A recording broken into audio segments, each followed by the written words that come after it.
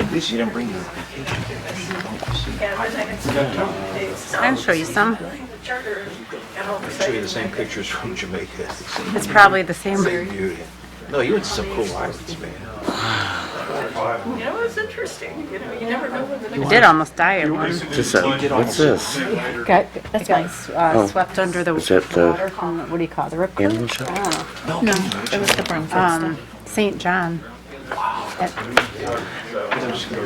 Turks Bay. Yeah, but then I laughed my laugh because I literally rolled upside down. Did you? Why? Somebody says you swim sideways if you get caught. That's what they say. Crabs walk sideways. I couldn't believe how it grabs you though. Wow. Was there any unusual time with the tide when you went in the water? Was that normal? It was just rough water, so it was. Yeah, you know, everything keeps getting. So that was Trunk Bay. Trunk. This is the closest. Yeah, water there is just Yeah, That was another view of it. That was from the bus ride.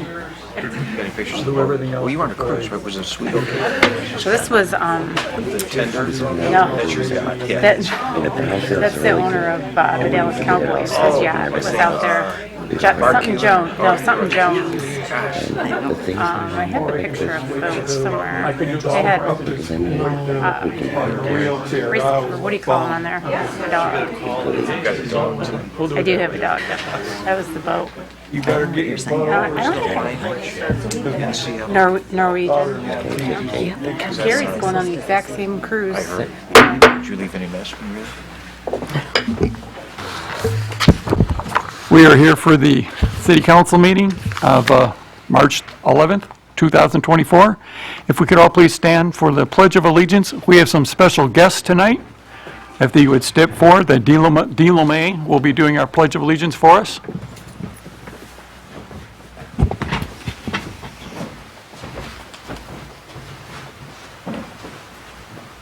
I pledge allegiance to the flag of the United States of America and to the republic for which it stands, one nation, under God, indivisible, with liberty and justice for all. Reverend couldn't make it tonight, so we'll be doing a moment of silence. Eco family. I'm going to...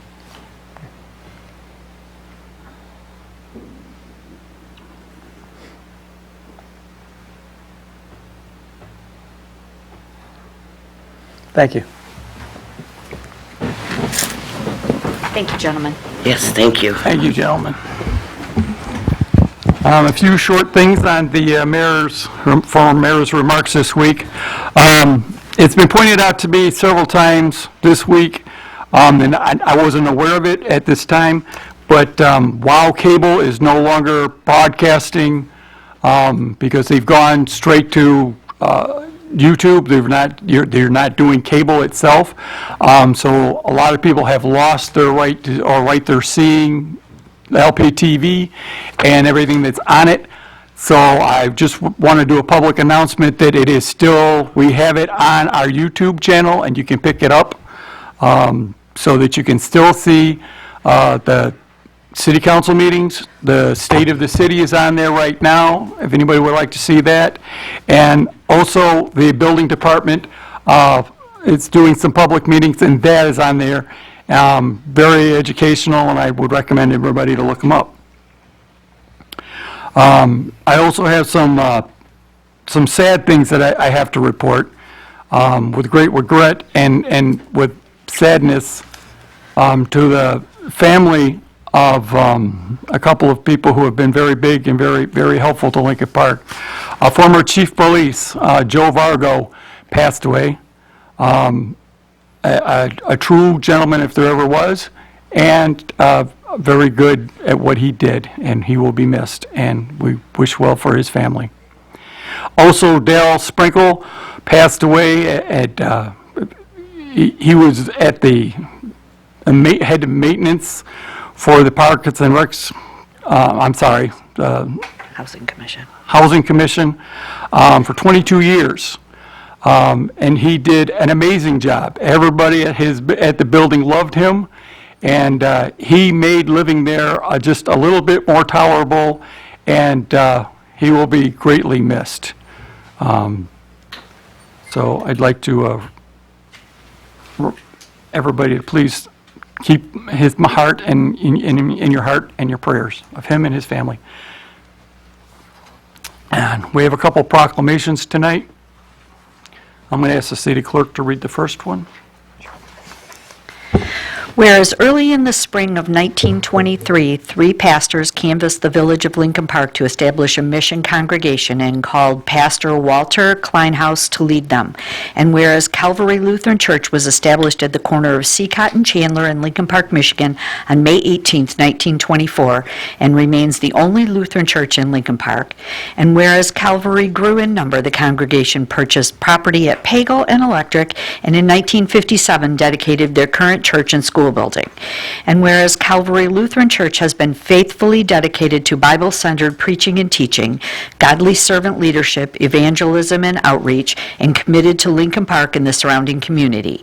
And whereas today, May 18th, 2024 celebrates the 100th anniversary of Calvary Lutheran Church, located in Lincoln Park, Michigan, and is still committed to helping nurture the faith of its members and a continuing dedication to community outreach. Now, therefore, I, Michael Higgins, Mayor of the City of Lincoln Park, do hereby proclaim Saturday, May 18th, 2024 as Calvary Lutheran Church Day in the City of Lincoln Park, and extend my personal congratulations and warm wishes to the leaders and members of this church for 100 years of dedicated service to our community. Proclaim the 18th day of May, 2024. I'm also going to say one other thing about the Lutheran Church. It's on Electric and Pagel. If you drive by, they have some of the most amazing flowers every summer. Just absolutely beautiful. And I can't talk about the church without saying something about that. Just, okay. We have a second proclamation, but we're waiting for a few more guests to show up, so we're going to wait to do that one, and we're going to go down the agenda a little bit first. Yeah, we need to do roll call. Oh, we can do a roll call? Good. Good. Would you like me to? Yeah, go ahead. Okay. Why not? Councilpersons Bear, Here. Dupre is absent. Ross? Here. Salcido? Here. Soar? Here. Tobin? Here. And Mayor Higgins. Is that yes? Yes. Okay, thank you. Just checking. She's pushy tonight. I am, a little feisty. Okay. We're going to call a public hearing to order to discuss dangerous buildings at 1575 Electric. Call the building department manager to a report. 1577. I'll just be here in case you need. Thank you, Mayor and Council. We are asking for the City Council to make a resolution to demolish the property at I forgot the address already. 1577 The loss Electric. of the hour of sleep. That's right. Everybody's just like 1577 Electric. This is your public hearing. You call the hearing to order, Mr. Mayor. I'd ask Mr. Myers on behalf of the city to explain briefly the findings of the Dangerous Buildings Board as to why the property should be demolished. You have 10 seconds. It was simply discovered that they had multiple holes in its roof. It had multiple animal issues registered. It had multiple doors and windows that were shattered. Number 3, it also then had a violation of turning it into a single-family residence by tearing the entire interior walls that were fire separations open, so it became one separate unit. It wasn't maintained. Its insurance policies and its water bills are astronomical, and it was unhealthy and unsafe not only for the resident living in it, but the neighborhood that it dwells in. Mr. Myers, is the property vacant at the present time? It Does is. it present in your mind a public health, safety, and welfare hazard to the community and anyone who might proceed into the residence? It is. Something you believe should be immediately demolished to avoid any further peril to the property, adjacent property, the neighborhood, and the community. That is my recommendation. Now, it's appropriate if you have any questions, Your Honor, or Are there any comments or objections to demolition of this property? Anybody in the audience? Okay. Anybody on the city council? Is the owner in attendance? The owner is not present. The owner was removed, wasn't she? Yeah, she was escorted off the premise. How many more we got? We move to the second address. We discuss, The second address is at 986 St. John Street, and also was a fire-conditioned house. It has been sitting unmaintained, unmanaged, and unrepaired for the last 19 months before it went in front of the dangerous building. No one appeared at the hearing. No one appeared to review the property, and so it is again our recommendation at this time, with the construction and the weathering of this open space property, that it be demolished immediately as well. May I ask a couple of questions, Your Honor? Yes. Mr. Byers, would you say that the building could not be rehabilitated nor saved in its present condition? I am. And are you confident that you notified the parties of interest? I am. And it's your opinion it should be demolished immediately? It's been sitting there untended to, with the exception of the grass and the snow, for 19 months. That is correct. okay, I'm going to ask the same question. Is there any comments or objections to the demolition of this structure from anybody in the audience? Is there anybody in the city council have any questions or objections to the demonstration of this property? Through the chair, Your Honor, if you don't mind, Yes. real quick. I had a couple of residents. This was a fire damaged home, correct? That is correct. Okay, and is there a possibility of putting another home in this property? Is it a lot big enough It for a is. future home? It's 57 square frontage. Perfect. And is the owner present? No. Thank you. One last thing we should determine. Did you determine if a fire escrow was posted, either you or the fire chief or the There is no controller's escrow. office? No, so there's no fire escrow either. City will have to levy on the premises, Your Honor and counsel, for the cost of demolition. We need to back up to 1784 Euclid, and you need to explain why we're not going to move forward on that. We need to have it as a public hearing at this point, because there was a request from them to reevaluate the renovation project of it, and I granted them the right to be heard. Before it brings to council, it'll come back to the Dangerous Building Board for review.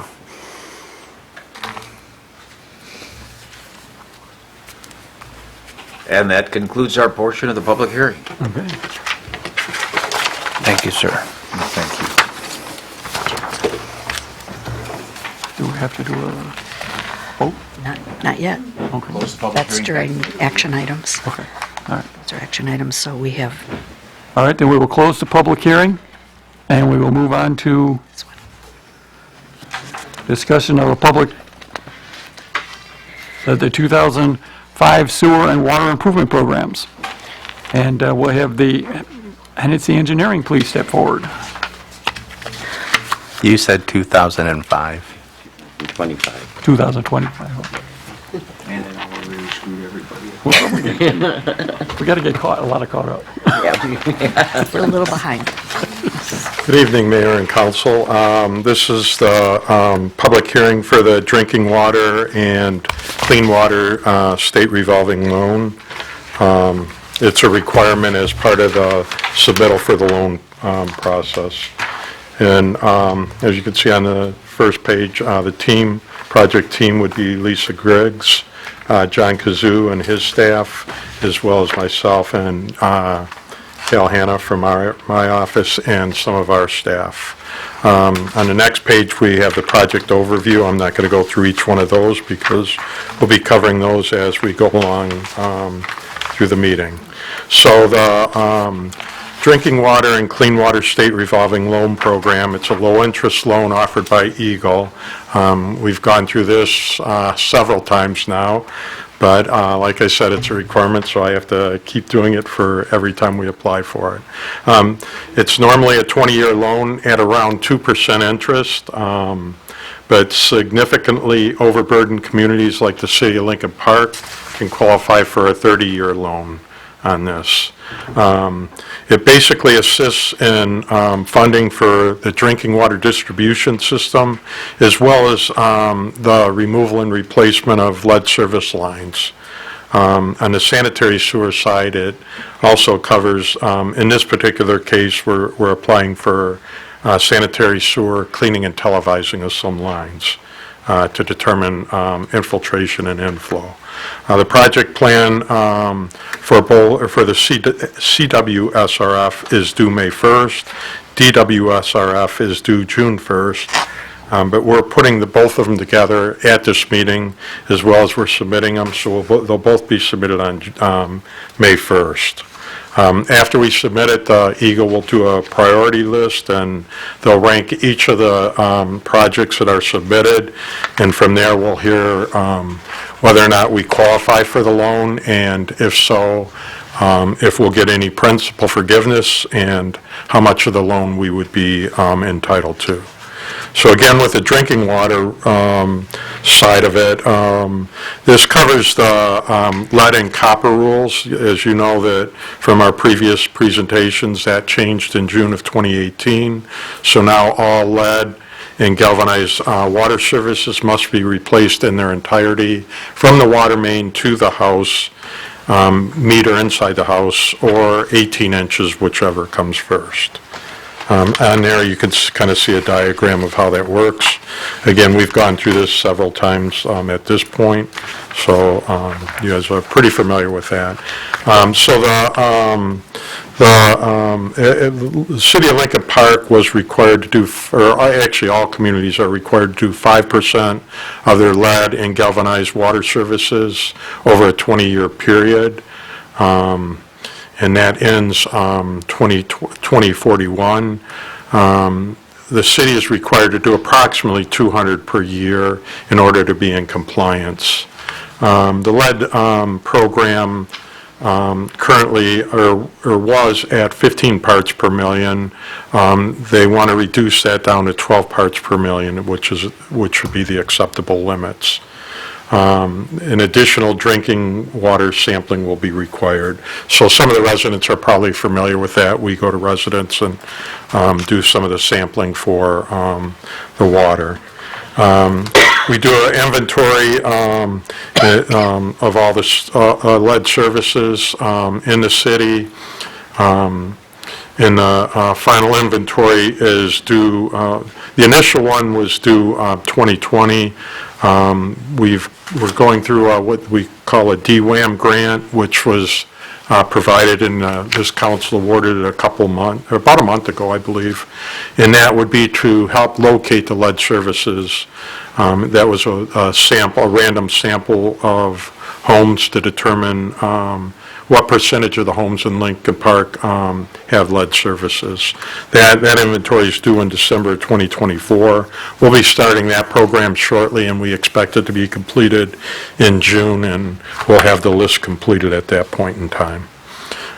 For the water main replacement, as you know, the water mains are older in the community. They're from the 1930s, 1940s, some 85 years old, plus or minus. They have calcium buildup. We have decrease in water flows due to the age, and we have lower pressures due to the age of the water mains.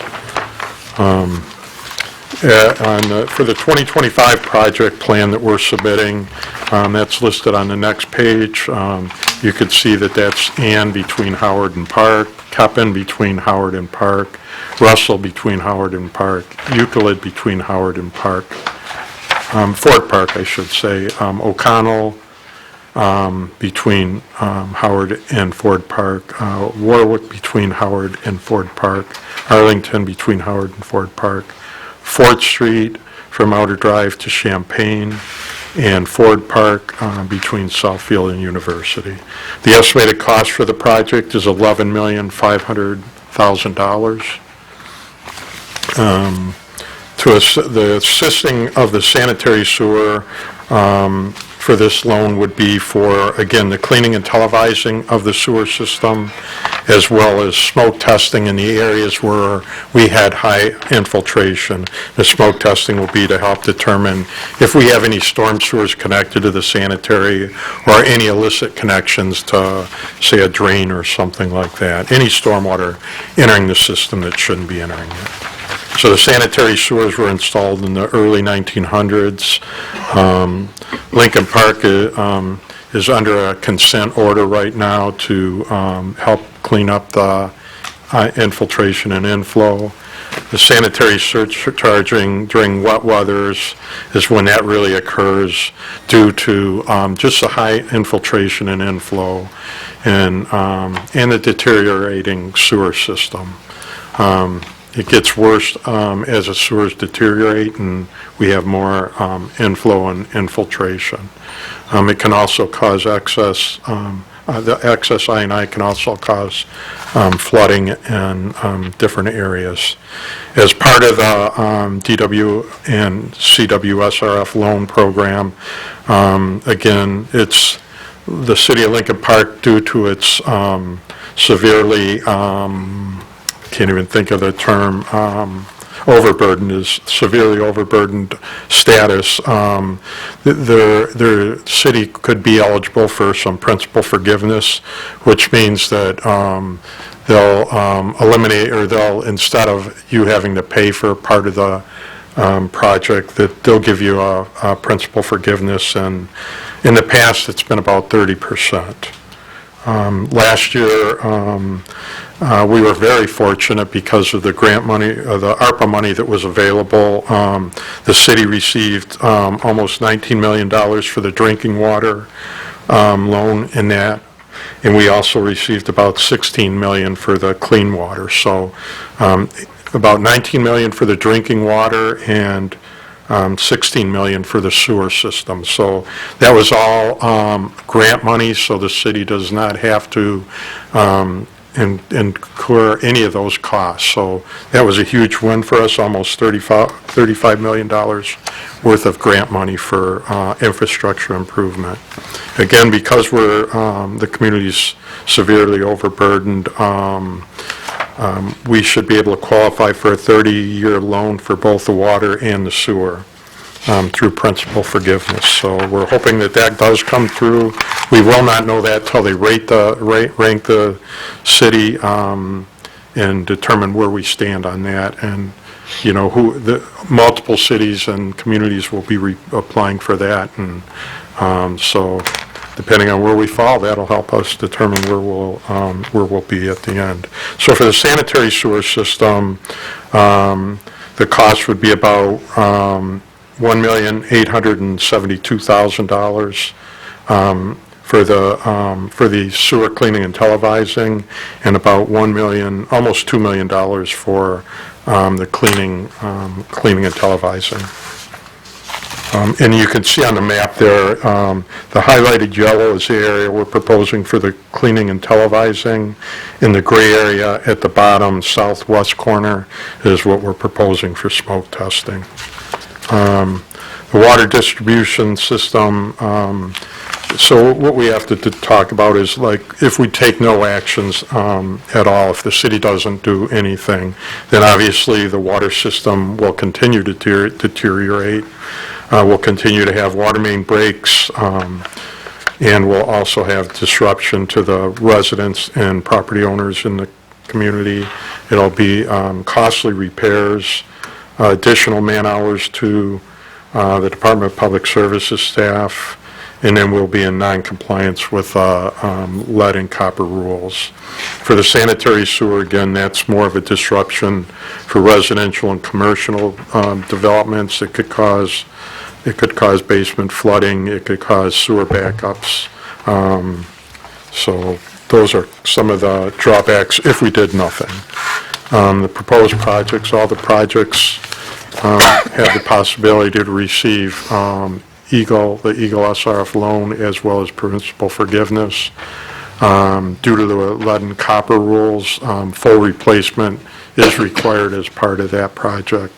The water mains will be funded through the drinking water loan, and so will the sanitary sewer. On the next page, it kind of gives you a breakdown of the project timelines, when everything's due. I'm not going to go through all of those. Those are pretty much outlined there when everything is due.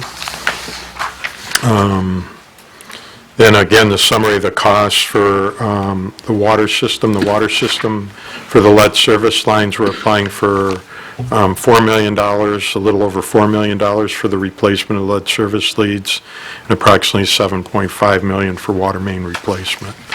For the sewer system, again, it's approximately $108,000 for the smoke testing portion of it, and about $1.9 million for the sewer portion. So the total sewer cost is about $2 million. The total water main replacement and lead service cost would be about $11.5 million. That includes the construction engineering, construction, quality control, inspection, all of that. Currently, the city has approximately 15,100 users. The loan would be anywhere between probably 1.8 and 2.5, depending on where it qualifies into, which would be about calculated interest, it would be about $691,000. So the cost of the project would be approximately $46 per year per household, or about $4 per month. And that's for the drinking water portion of it. And then for the clean water portion of it, it would be, again, the loan would be the same between about 1.8 and 2.5% with a cost of about $118,796 per year. So it would be approximately $8 per year, or about 70 cents per month increase in the water cost to the residents. The final project plan, again, is due May 1st to Eagle. And again, once we're expecting to receive our ranking in August of 2024, and at that time we'll know a lot more as far as what we qualify for and for how much. The loan closing is anticipated for the drinking water side, January of 2025. And construction to begin in probably the spring of 2025. For the clean water portion, the loan would be scheduled to be closing somewhere around the end of December, with construction starting in early 2025. For long-term impacts in that, on the water side, it'll reduce water main breaks, reduce water loss. It'll provide a more reliable water system. We'll start becoming in compliance with the lead and copper rules, and it'll be a reduction of lead in the water system. And it'll reduce, for the sewer side, the goal is to reduce any kind of basement backups, as well as surface water flooding, and have the sewer system a more reliable system.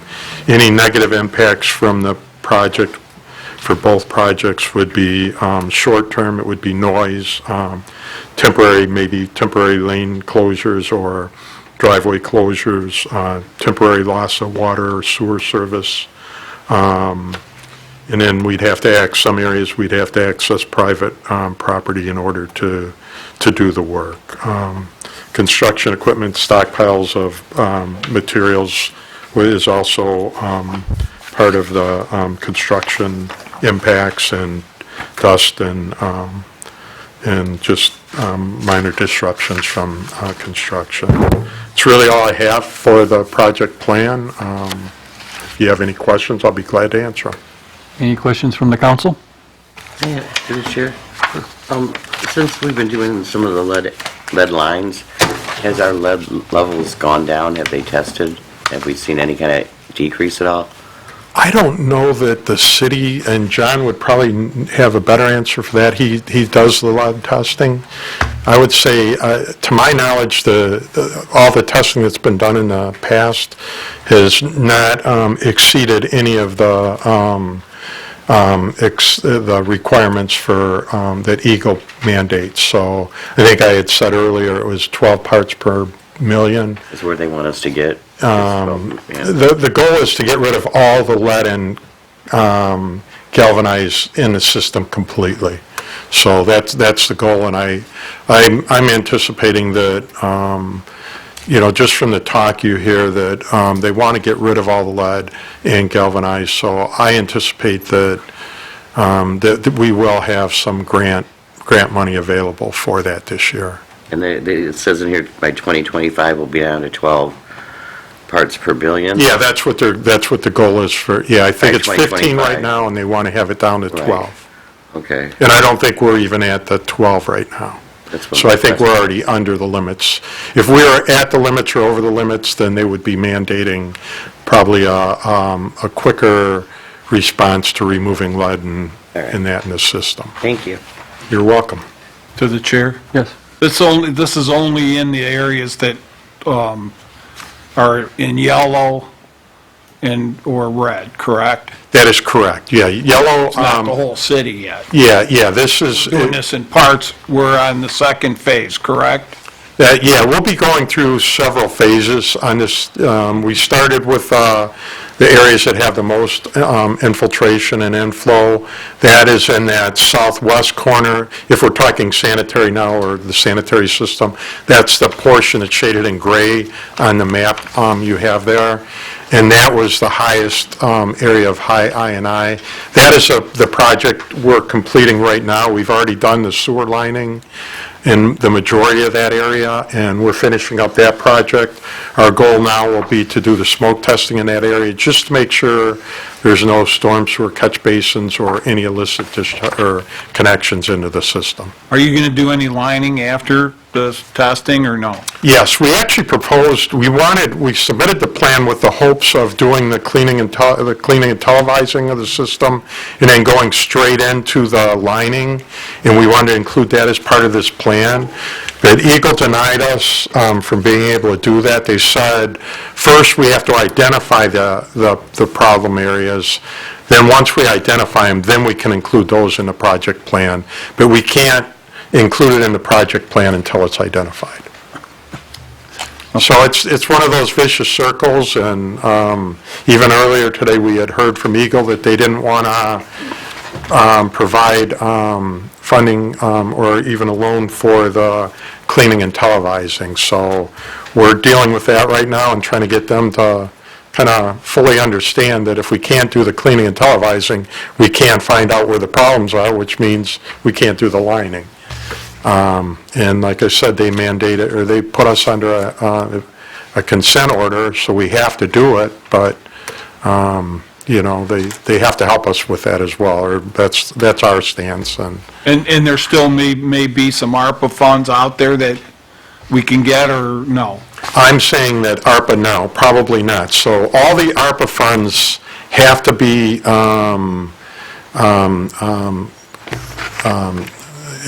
they have to be out for bids or whatever. Anything ARPA related has to be, the contract has to be awarded by December 31st of this year. So any money that's available still, it has to be almost shovel ready. It has to be ready to go, and a contract awarded by the end of this year. And it has to be completely spent by December 31st, 2026. Thank you for the clarification, sir. Yep. Any other questions? Okay, that'll be dealt with later on in the agenda. Thank you very much. We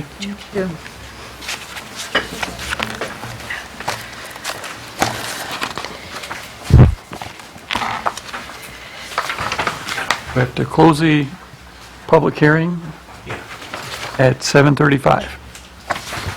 Reconvene the regular. Now we'll go back to reconvene the regular meeting. And we have another proclamation. We had some guests here. Whereas the Order of the DeMolay, yeah, boys, why don't you come on up? Boys or young men? Young men. Okay. Whereas the Order of the DeMolay is a character-building organization of young men 13 to 21 years of age who are seeking to become better citizens and leaders for tomorrow, and deploying those traits of character which strengthen good men of all ages. And whereas the Order of DeMolay is carried out in the aforementioned goals through its programs of athletic competition, social activity, community service, and numerous charitable projects. Now therefore be it resolved that I, Mayor Michael Higgins, along with the City Council, hereby proclaim the month of March DeMolay Month in Lincoln Park, and upon our residents to join us in saluting the young men of the Clifford C. Reeves Chapter Order of DeMolay. We express our deepest gratitude for their willingness to participate and aid our community activities, and thereby setting examples for all good characters for all of our youth.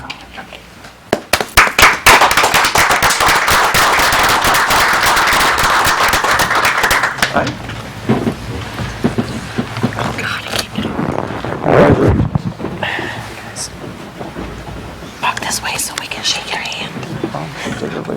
Congratulations. Congratulations. Well done. Well done.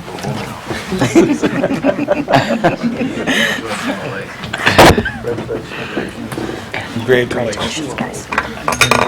Good job. Congratulations. And also tonight, their leader, Mr. Ward, if you could please step forward. Mr. Ward. Larry Ward worked for the city for many, many years, but he's been involved with so many different things in the programs over the years, and obviously taking a hand in these young men. And we want to thank him, and I want to present you with the key of this city.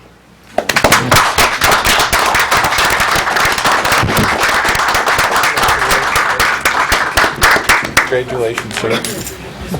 Congratulations. Congratulations. That's right.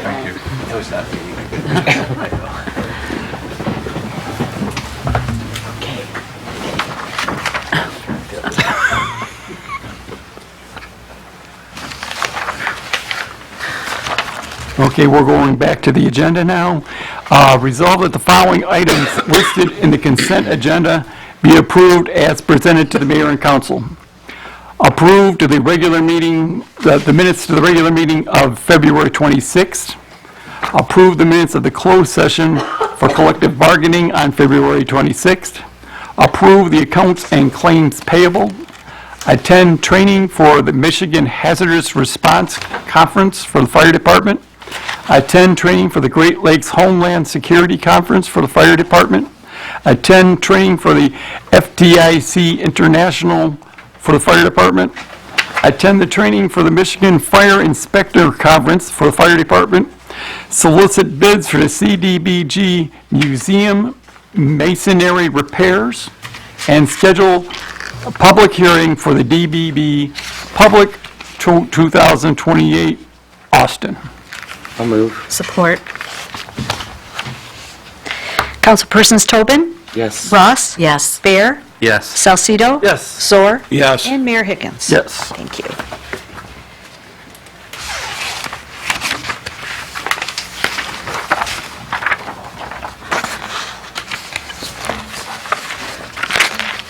Next up is we'll talk about our mid-year budget amendment, and I'm going to have our council, our city manager take care of that for me. Thank you, Mayor. In accordance with the Uniform Budget and Accounting Act, it is necessary to review the budget throughout the year. At the mid-year point, we do like to make appropriate adjustments as we see fit. The proposed budget amendment continues towards our goals of maintaining a healthy fund balance. At the mid-year point, it is estimated that expenditures will come in below revenues again this year.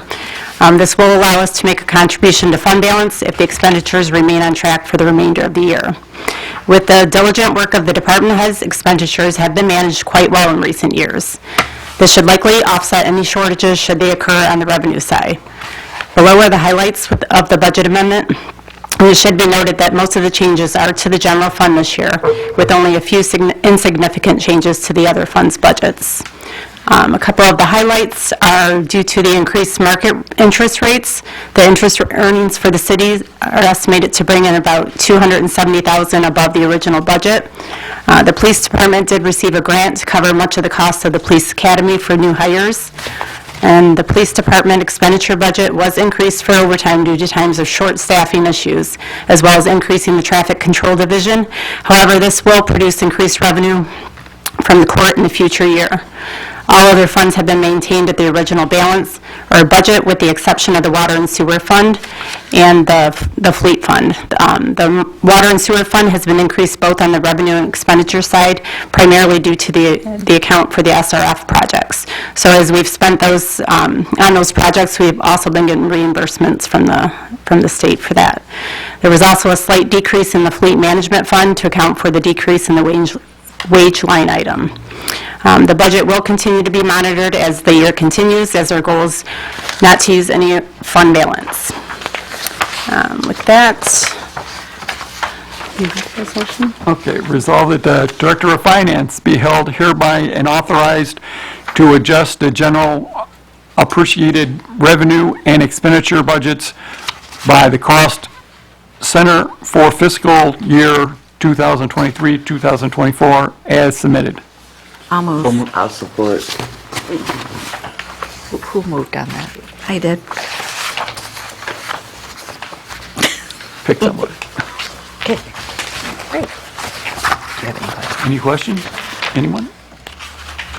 Okay. Just thank you. Councilpersons, I'm sorry. I'm sorry, I just wanted to say thank you. well, thank you to Job all well the done. department heads as Yes, well. Thank you. Councilpersons Ross, Yes. Tobin, Yes. Bear, Yes. Salcido. Yes. Zor, Yes. and Mayor Higgins. Yes. It's not often that you get to say something nice about some of the people who work here at City Hall, but our budget department has done an amazing job. And we just want to say thank you. Thank you. We should always say something nice about the people that work in City Hall. Not often said in public. It really is, you know. Well, the finance department's kind of hidden up in the corner, so we're kind of A lot of unnoticed times- sometimes. A lot of times people are hearing nice things about the police department, the fire department, but there are also a lot of hard workers in the city that don't never get Absolutely. acknowledged. And 100%. I'd like to acknowledge them once in a while. Nice cover. All right. This is, the next one up is from the building department. And he took off. Go ahead, you can read it. Whereas the Dangerous Building Code of Appeals Board issued an order to demolish the structure located at 1577 Electric, and said order being issued subsequent to a hearing of the facts pertaining to this matter and identified as DBB case number 24-01, which was held on January 25th, 2024, in accordance with Section 1444.04 of the Codified Ordinances of the City of Lincoln Park.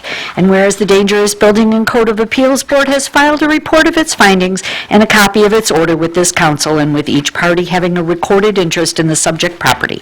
And whereas the City Council has established the date of March 11, 2024, the date for a hearing to review the findings and order of said board, the owner or party of interest having been given the opportunity to show cause why said structure should not be demolished, and the council having duly held such hearing, now therefore be it resolved that said order of the Dangerous Building and Code of Appeals Board to demolish and remove the structure located at 1577 Electric Street, Lincoln Park, Michigan, is hereby approved by the council of the city of Lincoln Park.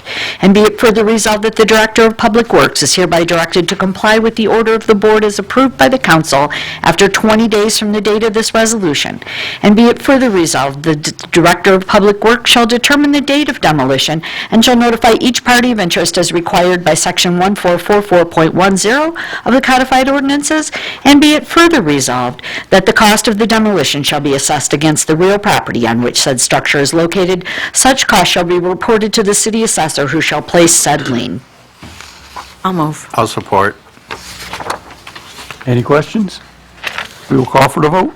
Councilpersons Ross? Yes. Bear? Yes. Salcido? Yes. Zor? Yes. Tobin? Yes. And Mayor Higgins. Yes. John, would you like to read the next one? I don't have it in front of me, John. Okay, I'll let, I guess that'd be me then. guess that'd be you. Whereas the Dangerous Building and Code of Appeals Board issued an order to to demolish the structure located at 986 St. John Street. Said order being issued subsequent to a hearing of the facts pertaining to this matter and identified as DVB case number 23-09, which was held on January 25th, 2024, in accordance with Section 1444.04 of the codified ordinances of the City of Lincoln Park. And whereas the Dangerous Building and Code of Appeals Board has filed a report of its findings and a copy of its order with this council, and with each party having a recorded interest in the subject property. And whereas the City Council has established the date of March 11, 2024, the date for a hearing to review the findings and order of said board, the owner or party of interest having been given the opportunity to show cause why said structure should not be demolished, and the council having duly held such hearing, now therefore be it resolved that said order of Dangerous Building and Code of Appeals Board to demolish and remove the structure located at 986 St. John Street, Lincoln Park, Michigan, is hereby approved by the council of the City of Lincoln Park, and be it further resolved that the Director of Public Works is hereby directed to comply with the order of the board as approved by the council after 20 days from the date of this resolution, and be it further resolved that the Director of Public Works shall determine the date of demolition and shall notify each party of interest as required by Section 1444.10 of the codified ordinances, and be it further resolved that the cost of the demolition shall be assessed against the real property on which said structure is located. Such cost shall be reported to the city assessor, who shall place said lien. So move. Support. Any questions? Hearing none, we will call for the vote. Councilperson Zoer? Yes. Ross? Yes. Bear? Yes. Salcido? Yes. Tobin? Yes. And Mayor Higgins. Yes. Thank you. And next up is our fire chief.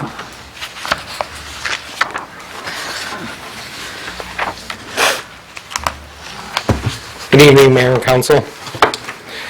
I'd like to put forth the resolution to purchase fire hose. The Fire Department is requesting to purchase fire hose with the remaining funds from the Assistance of Firefighter Grant. The fire hose purchase would include Wyandotte, Brownstown, and Equus Fire Department. The balance of the remaining funds is $60,384.20 plus a 10% match from the Fire Department, which is $6,038.42. The total amount to be spent is $67,100. Fire hose to be purchased is as follows: 120 lengths of 50-foot lengths of inch and 3/4 attack line, 140 50-foot lengths of 2.5 attack supply line. The total purchase is $67,100 through Allied Fire Sales of Spring Lake, Michigan. I'm requesting you to waive the bid process due to we just awarded Allied Fire Sales of Spring Lake, Michigan the bid for fire hose on January 22nd. That is within the 90-day window to purchase additional hose at this price.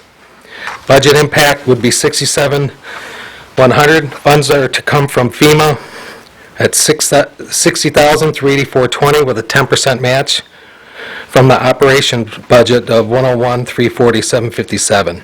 The city will be reimbursed by Wyandotte, Brownstown, and Ecorse for their portion of the grant, and any funds that are incurred over the grant amount.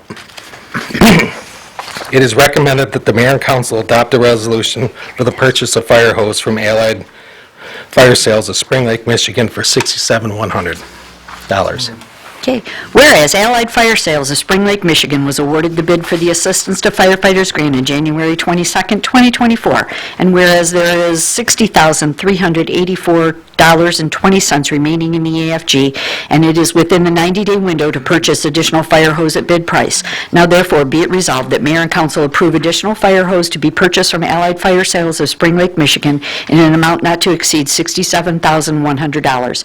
Funds to come from the Assistance to Firefighters Grant in the amount of $60,384 plus 10% matching funds of $6,715.80 from operational account number 101-340-757. The city will be reimbursed by Wyandotte, Brownstown, and Ecorse for their portion of the grant and any funds that are incurred over the grant amount. So move. Support. Terry, read at the bottom of your, the names.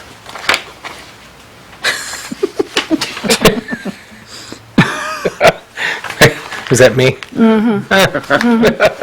That's okay. I got you. All right, thank you. Okay. Anything else? Any questions other than that? Then we will call for the vote. Mayor Higgins? Yes. Councilpersons Tobin? Yes. Bear? Yes. Zoer? Yes. Ross? Yes. And Salcido. Yes. Resolved that the special event permit number 1 be approved for the 2024 Cruising Downriver event to be held in the city of Lincoln Park on June 29, 2024, from 8 p.m. to 6 p.m. for the Mustang Owners Club of Southwestern Michigan, utilizing Memorial Park. I'll move. Fees paid and insured filed. Sorry, I'll move. I'll support this 8 a.m., not 8 a.m., just.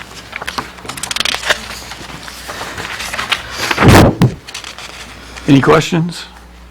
Call for the vote. Councilpersons Ross? Yes. Tobin? Yes. Bear? Yes. Salcido? Yes. Soar? Yeah. And Mayor Higgins. Yes. Mr. Gazoo, you are up.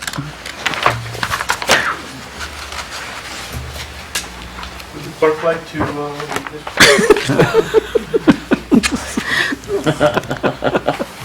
She's doing a fine Good job. evening, Mayor and Council and citizens. I bring something before you that I didn't think anybody ever think this would ever happen. Anyways, my subject matter is a completion of the animal shelter. Background: City of Lincoln Park's animal shelter is scheduled to open for business in approximately 8 weeks. Before it opens, there's some additional work that must be completed.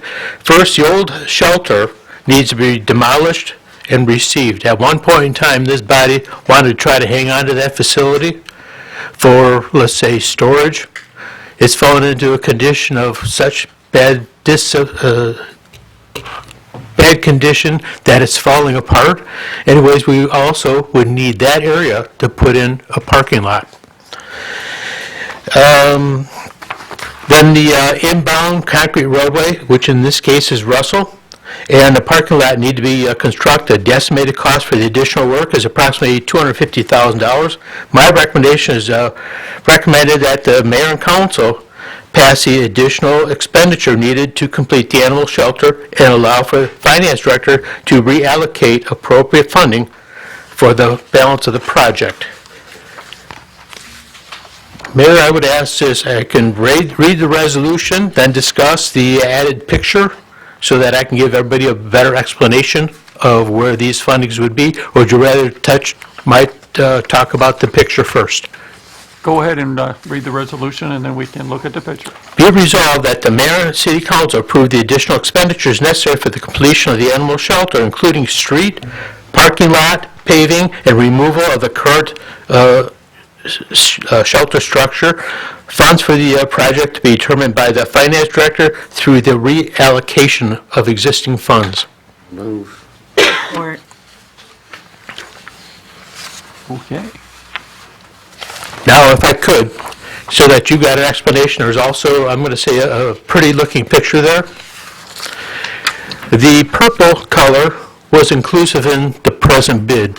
Well, let me back up for a second. Originally, the bid was going to be 60 dogs. Then it was then reallocated for 60 dogs, or I'm sorry, 40 dogs and 60 cats, which increased the price tag. Originally, it was $350,000 to $400,000. Now it's approximately $1.1 million because of the increase in animals. Now, if you look at the picture, the purple the purple area was inclusive in the bid. That white area, which is a handicap spot, was also included.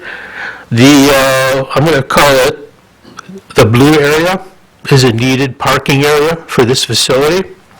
And as you can see, the existing shelter, which is yellow, will have to be removed and replaced so that we can create the parking area. And then the roadway, Russell Avenue, I'm proposing to put that in as a concrete roadway so that you've got hard surface coming in onto the hard surface. through the chair. Yes. John, we had a contingency, right? Yes, we did, and yes, we do. We still have money? A partial, yes. And in talking to the design architect, and I'm going to say the project manager, it's his belief that we will still have, unless he or the building run into additional items that may be needed, that there may be 40% or $40,000 left of that existing contingency money. Okay. Through the chair, Yes. how many square feet is this animal shelter, do you know? No, I do not know.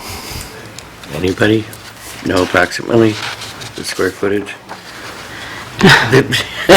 I'm just curious, because as I was discussing earlier, the square footage of the animal shelter, I'm just wondering how many parking spots are needed for a building this size?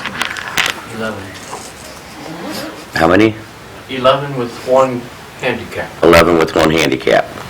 And on the drawing, there's approximately 21 with the thought or the thinking that in the immediate area, the dog park that the mayor and council had talked about at one point in time, placing it at the same location. And if the answer is yes, of placing it at the same location, providing parking for those that might use the animal park. I'm counting The dog park. 27, but if we do put a dog park in, which would be a fabulous, wonderful, please idea, that would make everybody in the city really happy to have a dog park. Now I understand why the parking lot is so big. Before, I didn't realize that that was going to be maybe a proposed dog park. So that makes a lot of sense. But with that being said, I would add, the mayor and council would have to make a determination, is this a spot that you'd like that dog park? And if the answer is yes, we'd have to put in that size parking lot. If the answer is no, it could be reduced in size, the parking lot. I think all along that the dog park was the dream, it would be there. It's in the original plans. I think that would be the best place for a dog park. Yes. Absolutely. Through the chair? Yes. Are you done? Yes, I'm done. Okay. John, how is this going to work if we're close to being done with the animal shelter? We're still going to have to go out for bid for the concrete, right? In talking to our city engineer, it's his belief and my belief that we would still use existing contractors that we have on board for doing road work, and road work. Okay, so that we could have it all done about the same time. It would have to So be. that it would be done before we opened, right? It would have to be, otherwise it'd make it more complicated. But now this, having to utilize the shelter area, that makes it a little bit more complicated because, and either the police chief or the building department, please help me out with this one. We're going to have the building completed through the building department where they issue a certificate of occupancy. Once that happens, then MSP, Agricultural Department, Michigan State Police, will have to come in also and tell us whether or not it's ready for occupancy. And if the answer is yes and yes to both of those, then the animals will have to move from the old to the new. Then at that point in time, we'll have to make contact with DTE to take out the power pole and cut the power to the old facility and remove the pole in order to put in the concrete. So that may complicate the 8-week process. But I believe that all of this should be completed for maybe a grand opening. Okay. To the chair? Yes. The existing shelter, is that something that you could do to help reduce cost on this by taking that facility down for us? Would the DPS be willing to accommodate? Piece of equipment, something like that is better off to be done with an excavator opposed to a loader or a backhoe. Presently, the building department does have a demolition contractor under contract, and I have spoken to that individual, and he has told me to remove the structure, remove the concrete and the footings, approximately $9,000, which I think is a pretty good price. And that's also another existing contract or contractor under contract. And that is hauling everything away too, John? Yes. Any further questions? No. Okay. There was a gentleman in the audience who had a question. Hi, John. Good evening, Richard Kudrak. I'm sorry, I'm not understanding this. You got animals in an animal shelter. The new shelter's not going to be open for 8 weeks. The only way you're going to get a parking lot is to tear down the present animal shelter, which has animals in it now. Where are you going to put them when you tear down the animal shelter to build a parking lot? I'm sorry. Someone help me out here. John, could you answer that, please? If I could?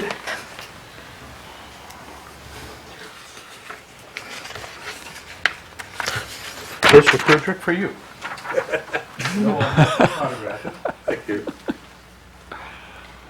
Let me repeat. The new facility is going to have to be pretty much ready for occupancy. Once that is ready for animals, then we're going to have to empty out the old animal shelter. And once that happens, then we'll take down the old shelter, because as you can see in the picture, that property is going to be utilized for parking lot. But again, getting the facility ready where the building department, or our Lincoln Park Building Department approves it, will be step one. Step two will be then trying to coordinate with Michigan State Police Agricultural Department to come in and do their walkthrough and give us their blessing and saying we can occupy it. I don't know how much time is between those two.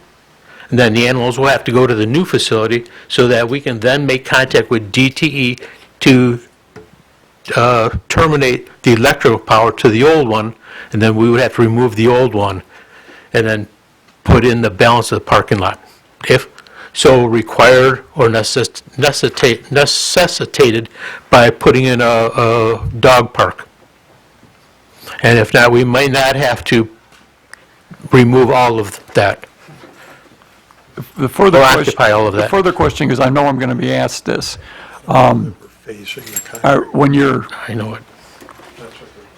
once you've moved the animals to the new building, the old building is still sitting there, you still haven't finished your parking, are we going to be able to do partial parking so that people can get into and then, Yet to be determined, only because we would have to schedule it, because once we, let's say, try to tear out the existing area to put in a parking lot, we're not going to want people coming in to tear it up, and then our contractor have to re-prep it.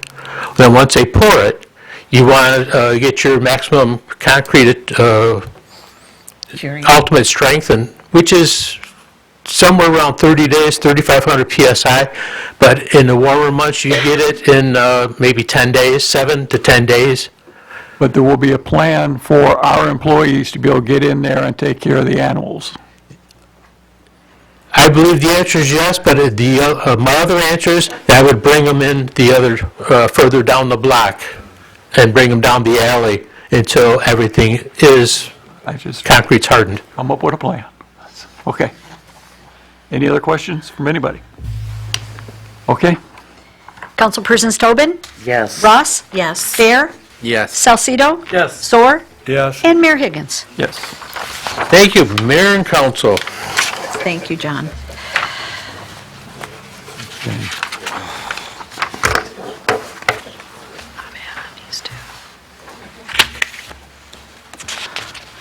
Decided to pull the property.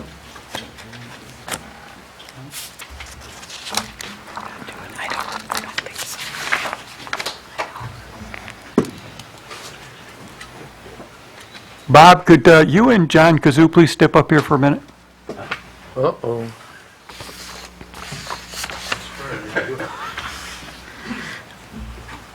John's getting his steps in.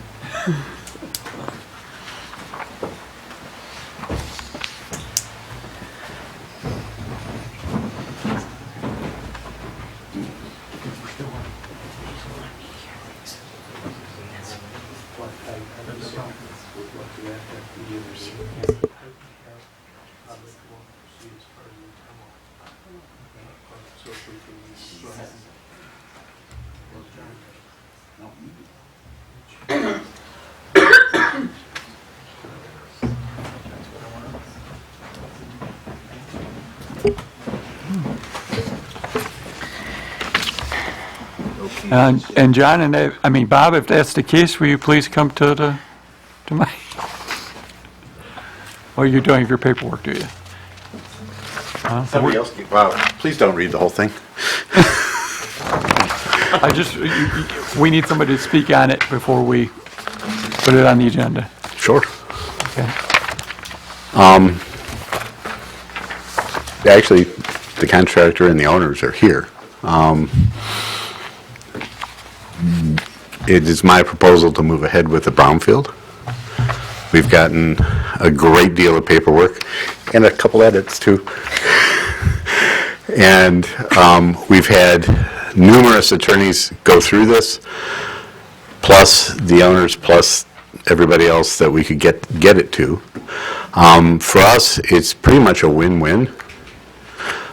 With the hold harmless and clawback clauses in place, we're not out any money. It's their money. When they do the demo and when they start building, the money that they get paid comes from this project. It's not like the city is paying them.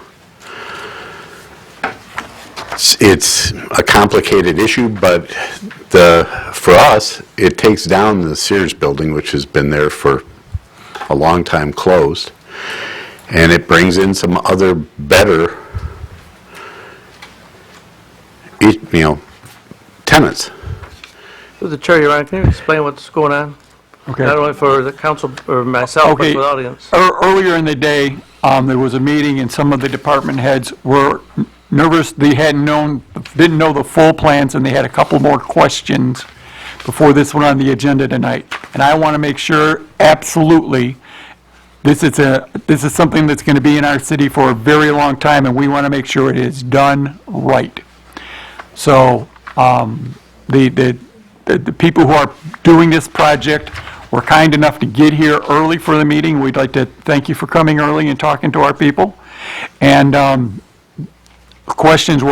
full questions were answered, and so we are going to move forward on the brownfield vote tonight. So with that, whereas all projects seeking Act 381 tax incentives financing TIF. The other one. It's the other one first. The other one first? Yeah. That's not the order. It's the order that it's in. You want to go ahead and read it? I will. All right. So this is to approve the master deed of the South Dix condominium site and the easement and restrictions to that property. Whereas the owner and developer of the property located at 2100 Southfield Road, parcels 4500599, 0006750, 45599-6, split 751, 45599-6, split 752, and 45599-6, split 753, and split 754 desires to establish the real property as a business condominium under the provisions of the Michigan Condominium Act, MCLA 559.01. Now therefore be it resolved that the mayor and council approve the South Business condominium at 2100 Southfield Road as submitted. So move. Support. Hearing no questions, I go for a vote. Councilperson Zohr? Yes. Tobin? Yes. Bear? Yes. Ross? Yes. Salcido? Yes. And Mayor Higgins? Yes. Thank you. The second resolution is to approve the tax increment financing and the brownfield reimbursement agreement as proposed. So the resolution reads, whereas all projects seeking to use Act 381 tax increment funding, TIF, must prepare a brownfield plan which is approved by the local unit of government. Now therefore be it resolved that the mayor and council approve the brownfield reimbursement agreement at 2100 Southfield Road as submitted. I move. Support. I have a question. Yes. Where is it? You want us to not see it and just approve it? No, it was included Was the first one with that we the, saw? yeah, That one, it was that one. included with the Okay. packets. As long as and nothing has changed on that? That's the same one that went to the attorneys to the Brownfield Corporation? Bob is Everything- nodding. Everything exactly Bob is the nodding same? I emphatically. haven't touched it. I even missed the 17, so yeah. Very good, Okay. thank you, that's all I have, thank you. Through the chair, Your Honor. Yes. Would the owner and developer like to Say a word or two. Thank you. Good evening, Council. Thank you very much for having us tonight. My name is Jordan Jonah. I'm with my family company, AF Jonah Development Management Company. We're looking forward to redeveloping the site. We've owned it for a couple of years now, and it's been a lengthy process here, but we're excited for development here. It is a mixed-use project with hopefully bring a lot of new, attractive businesses to the city and support this corner. I'm open for any questions or concerns. We do have some experts here that can explain any open item if there's anything that we want to discuss more in detail. Otherwise, I look forward to working with everyone here. We think it would be a really good project that hopefully one day my kids could inherit. So,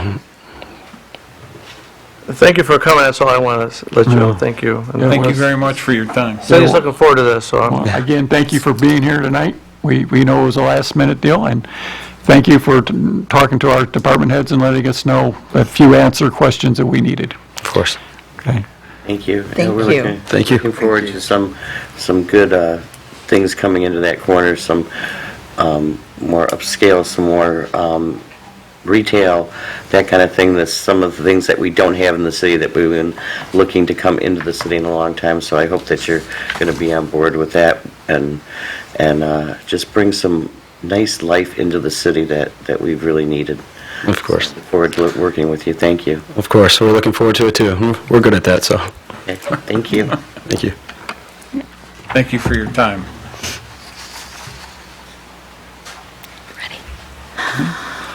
I think that's all we got? Okay. Mayor Higgins? Yes. Councilpersons Ross? Yes. Bear? Yes. Salcido? Yes. Soar? Yes. And Tobin? Yes. Thank you. Next up, resolved that Tracy Bush of 1052 Capitol be and hereby appointed to the Parks and Recreation Commission for the term to expire 5/1/2027. I'll move. I'll support.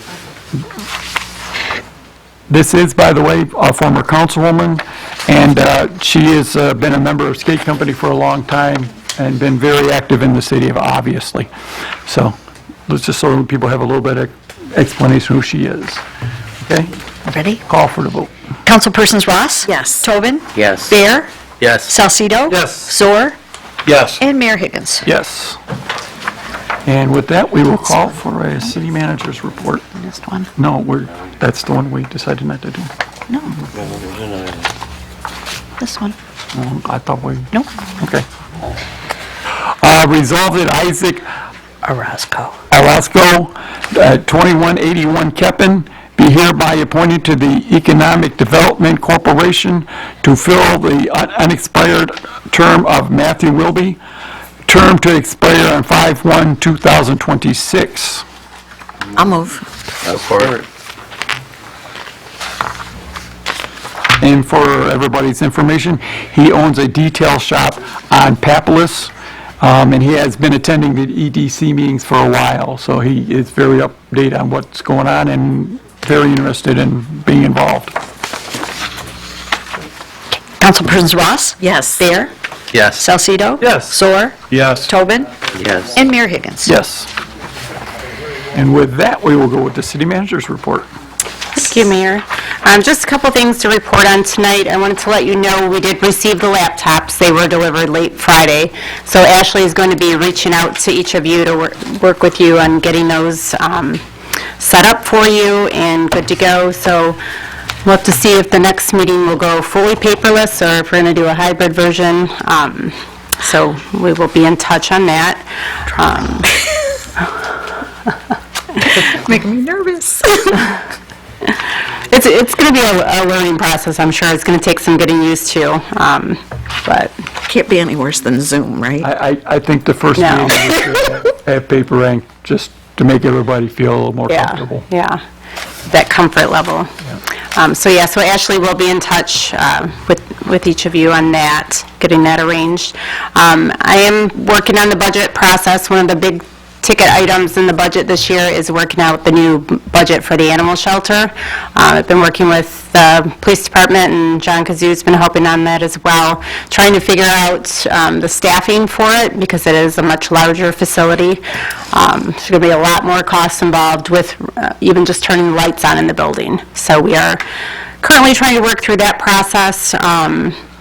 And then tomorrow sometime, we should be having information on the city manager search, so that information should be coming from Amy Sell, and we will just continue through that. Hopefully, we have some good candidates and can move forward. Other than that, if anyone has any questions for me.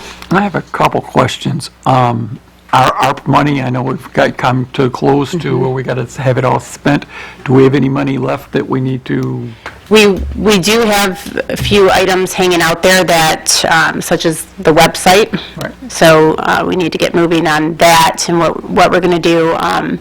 There's a couple of projects that came in under budget, like the community center pool removal. So some of those we're going to look at reallocating in different places. The big ticket items, the water and sewer projects, those have all been, I think they've all been bid out, correct, John? They're still We're coming pretty in. close. We'll be coming back before the mayor and council for approval and the contractors. Yeah, so there's just a few lower end things that are kind of hanging out there, but we are watching those. I do quarterly reports on those with the federal government, so we have a good accounting of exactly where we're at on a regular basis with them. And secondly, I've had several people ask recently, the marijuana money is coming in for, and can you tell me where that money will be set into our budget? So that goes into the clerk's budget, which is part of the general fund. So it's not necessarily clerk's money, but that is the department that facilitates all of that. So we believe we got $118,000 this year. Right. Okay. Through the chair? Go ahead. I'm just wondering, is there any movement on the generator project with the ARPA money? We have talked about that several times. It's still being worked on. I think at a minimum, there'll definitely be some electrical work. The generator, correct me if I'm wrong, John and Jim, is the big issue in the project, and the cost of the contractor. So there's been a lot of talk lately of it, so we are... So maybe not the generator, but at least updating the electrical in City Hall? Right. Okay, 'cause Right. that's really old. Yeah, we agree. We definitely want to make sure that we don't have to give back any ARPA funds at all, so we'll make sure that everything's accounted for. The other thing is, I guess I could, when does yard waste collection start up again? It's in April 1. First. And then we're going to start redoing the restoration work from the sewer work last year. And do you have any idea when they'll be starting that? And I've been asked by a couple residents is when they do that, if we can make sure that they're not putting clay down on the front lawns and they're using dirt and grass when they start the restoration works. So I just want to make that noted, that please don't be stuffing clay in people's front yards, because it tends to upset them greatly. And one last thing, can we please get someone out in front of City Hall and clean it up? It's just a mess. I mean, if we take all that out and even just put grass down, You're talking about the plantings? the planting and whatever else is out in front of Carrie's office and that, I mean, something's got to be done, and it's got to be done soon, because it's bad. Yeah, I haven't seen it in the last couple of weeks, but I know it's kind of an eyesore. Yeah, So, so, okay, we'll work on that. Okay. That's all I have right now. Thank you. Through the chair? Yes. If I could, through Lisa, if I could make a request. The curbs on Goddard between Dix and Fort Street are really bad again. Do we know if we plan to get the sweepers out? Oh, I know. We're going to shoot for beginning of April. I'm sorry? Beginning of April, or sometime in April, for the first roundabout in sweeping the streets. John, this is bad. This is bad. We'll do what we can with what we've got going out sweeping. But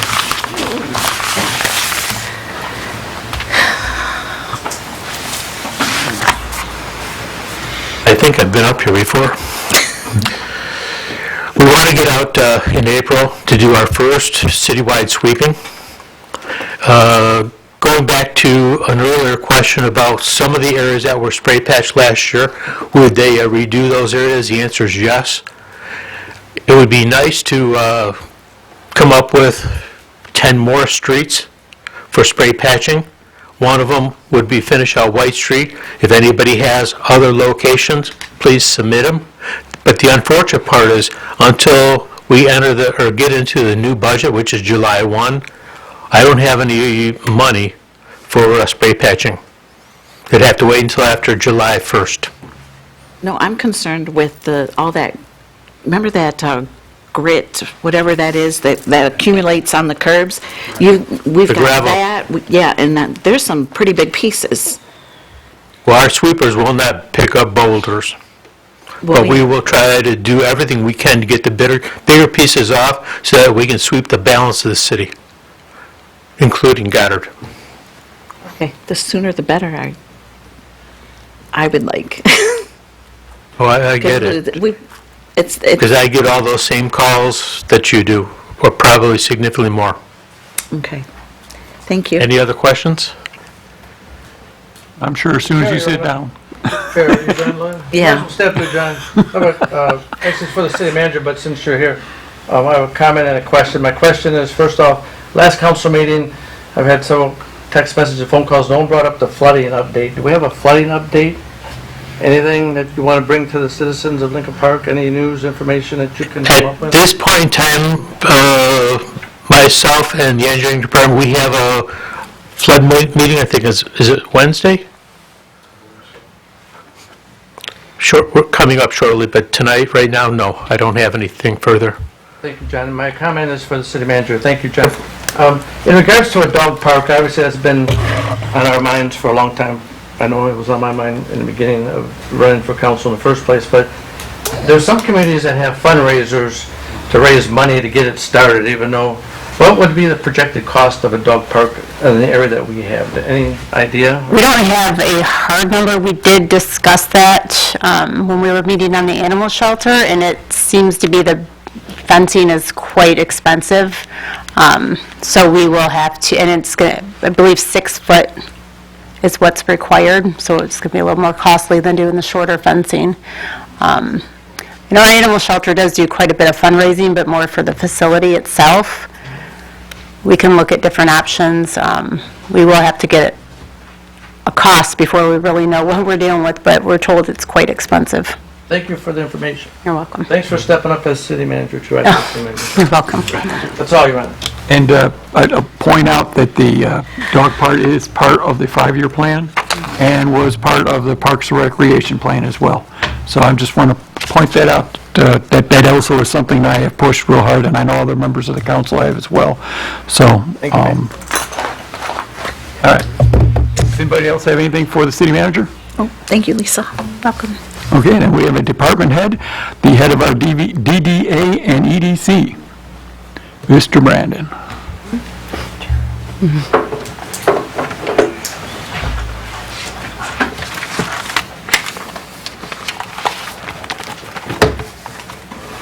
All right.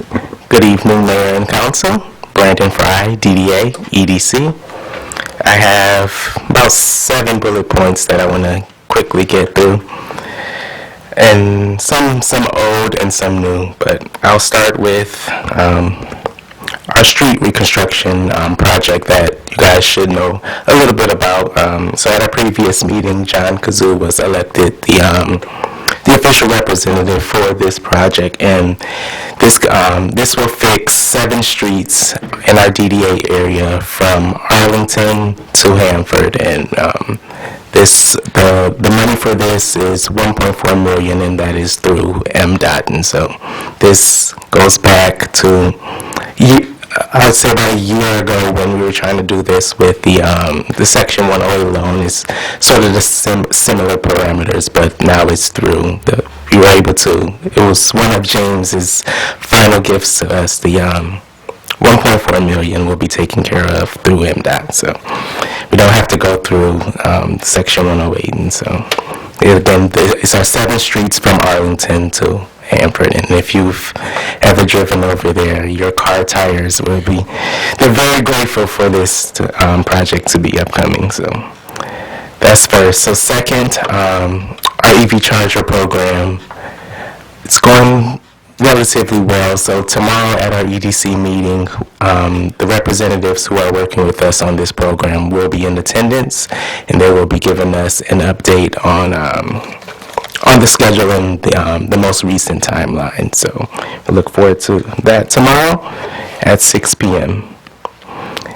Third, our fitness court ribbon cutting event. So again, this has been going on for a little bit, so going back before me, going back to this past fall, we were able to get the construction part of this project done, but we sort of ran out of time weather-wise to officially launch it. And so tentatively, this spring, Friday, May 3rd, that is the date that we have. Again, it's tentative. So this past Thursday, we met with our sponsors, the National Fitness Campaign and Priority Health.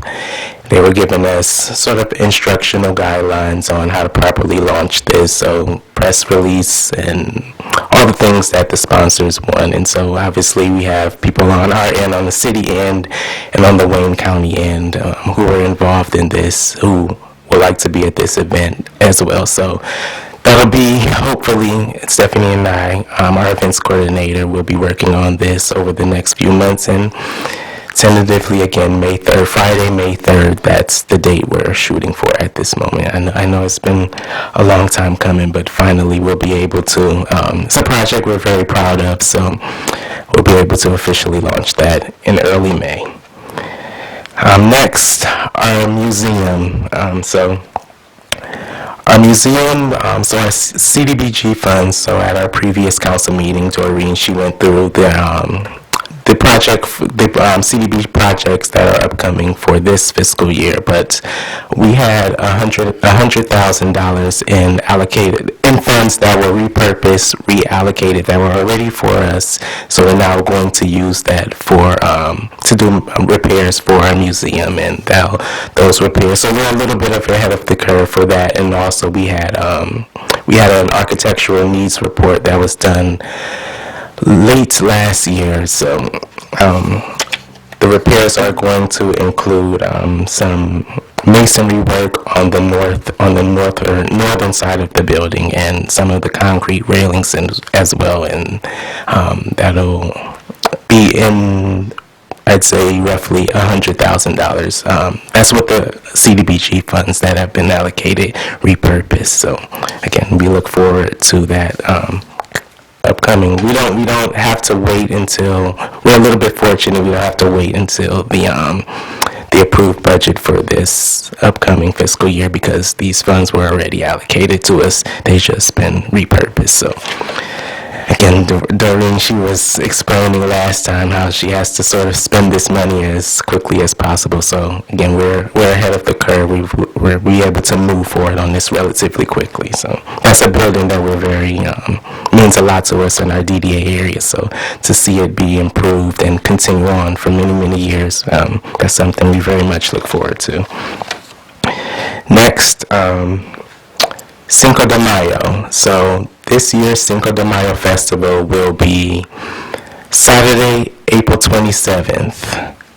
Again, so last year, again, it was in April last year. I know we've had some questions on why exactly it wasn't done in May, but from a contractual competition-wise, we've felt it was wise to have it a week earlier. So that was the thinking last year, and we're going to go with that similar thinking this year as well. So again, Saturday, April 27th will be our Cinco de Mayo event, and Stephanie and I, we've started the preparations for that. It's been well underway for the past 6 weeks or so, and if you've seen the post on Facebook, and the vendor applications and the sponsorship opportunities are on our website and on Facebook. And if you're interested in being a vendor, I see some mayor has the hands of the city. I know he was a vendor last year, and if there's anyone watching or in the crowd that wants to be a vendor again this year, please reach out to me directly or to our Parks and Rec department,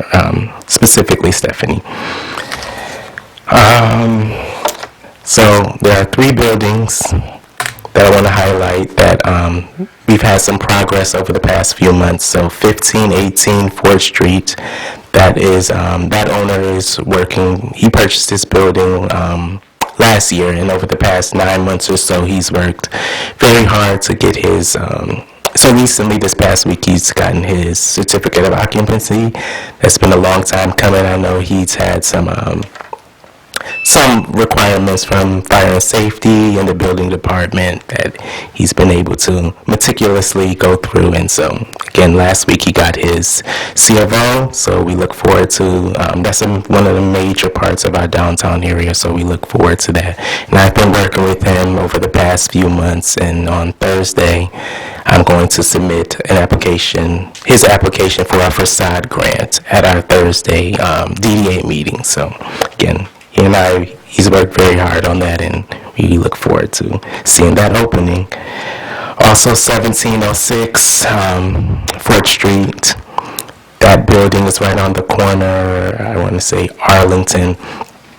That's a building that is obviously in the prominent part of our downtown. It was previously supposed to be a coffee shop, but it does have a new owner late last fall, and I've been conferring with him, just trying to get updates over time. I know he's, again, just like a lot of our owners, they're working hard to open, and the process can be a little bit tedious at times, but we want to make sure that they do everything that's required of them to get it open. So again, he'll probably eventually be a candidate for our facade grant as well. And also, third, I want to mention the 4th Street Brewery, which is also a prominent building in our downtown area, does have new owners as well. And last but not least,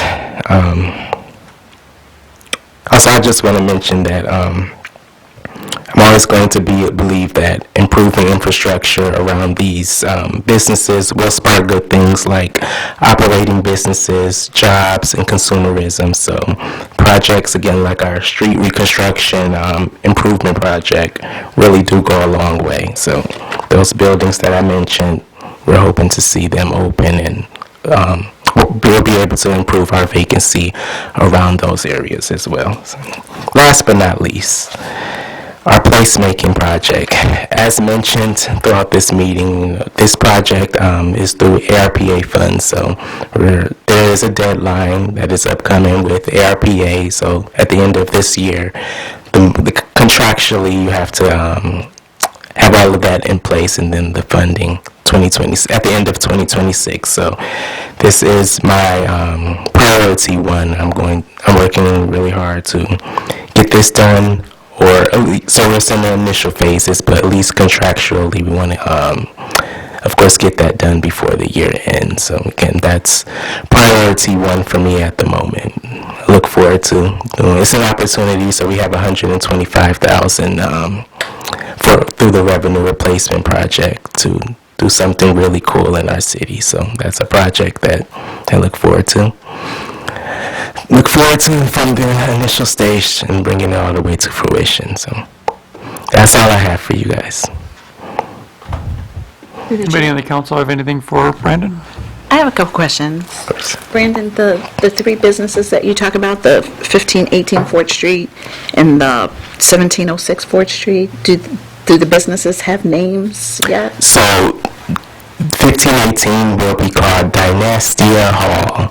I believe, I hope I'm pronouncing that right.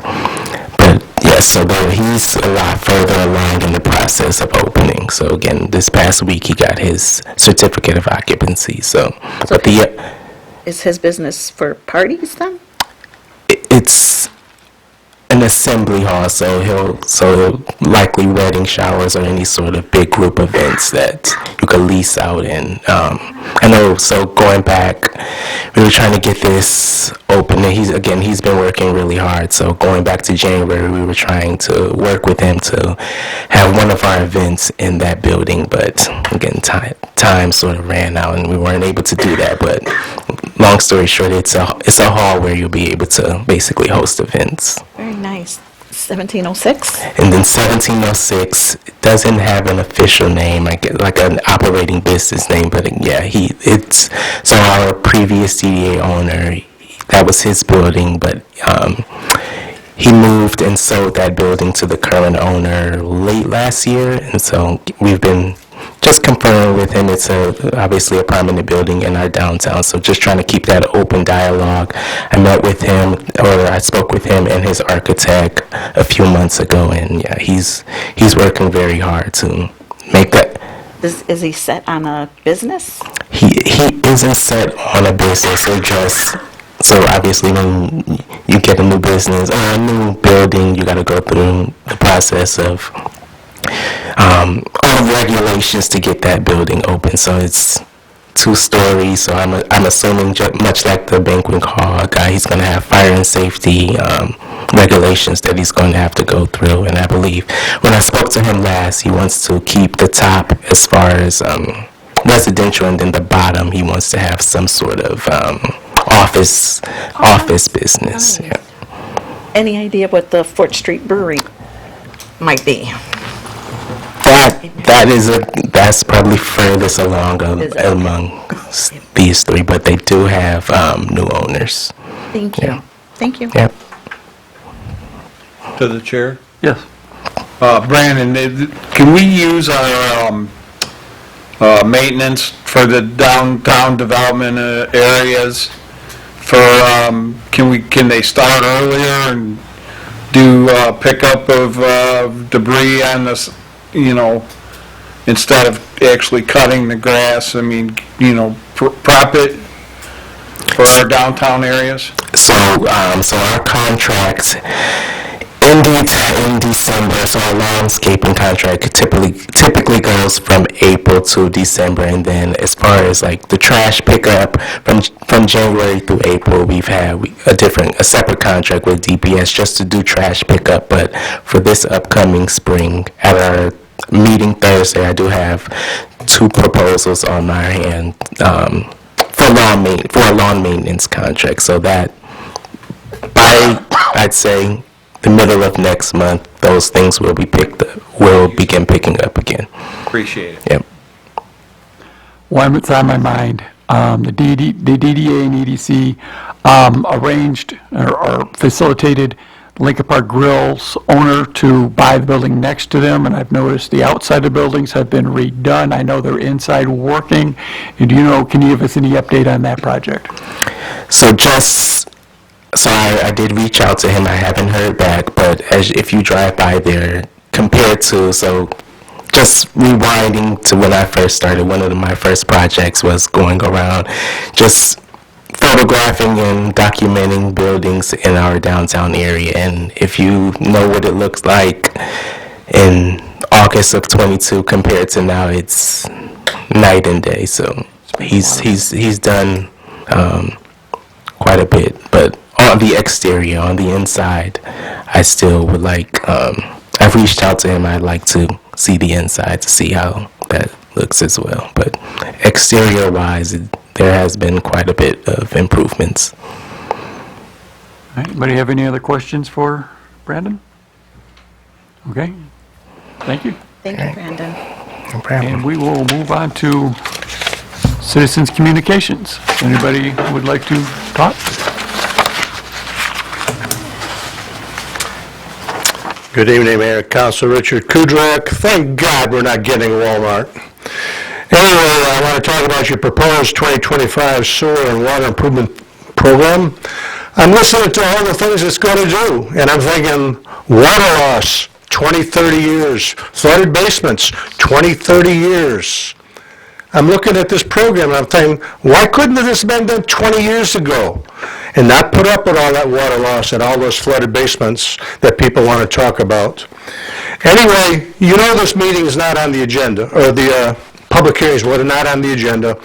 And Councilwoman Ross and John Kazoo sent me an email saying, hey, we advertised, and we put it in the News Herald. It's on the city's website. We posted it downstairs. We talked about it last week, all of which people could have missed, including me. But anyway, I'm just curious. You got this code red system. And I know it's for emergency and stuff like that. Is there any way this could be used to advertise public hearings in addition to emergency situations? Because your method of notifications doesn't reach a lot of people. I said, nobody reads the News Herald. If you don't walk into City Hall, you don't see it's posted. If you don't go on the website, you don't even notice that. Anyway, I was curious about we're talking about a 30-year loan, but we did discuss how long the work is going to take. I know you're going to pay for it for 30 years, but is there any sense for how long it's going to take all of this work to be finished? I'm one of those houses with a lead service line. I'm interested, is there any damage going to be done to my property when they replace my lead service line? Questions I'd like to have answered someday. Thank you.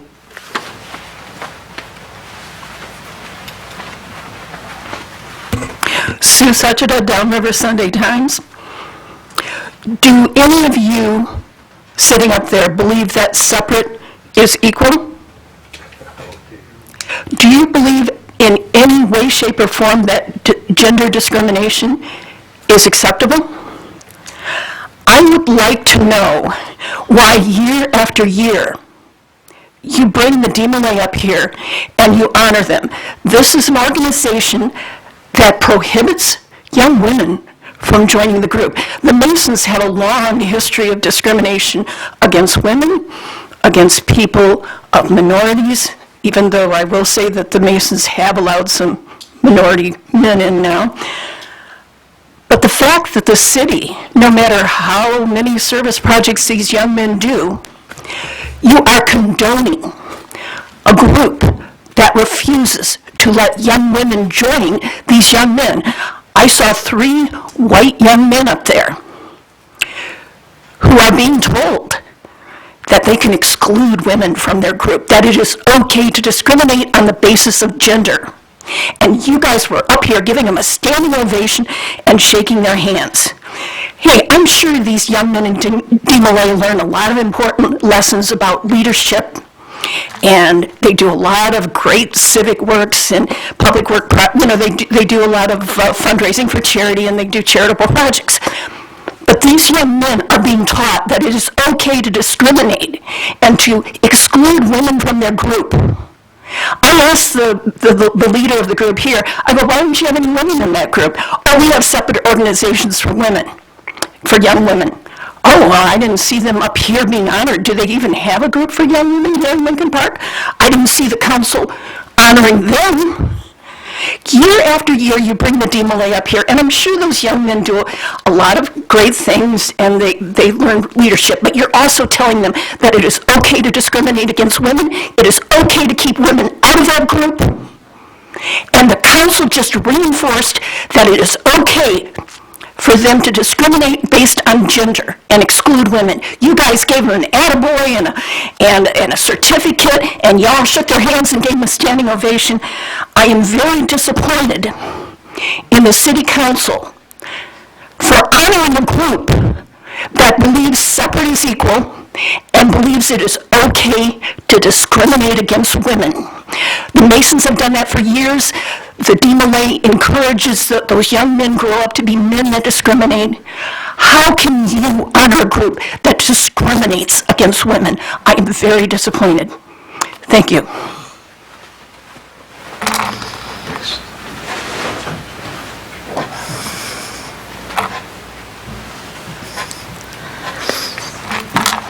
Good evening, Mayor and Council.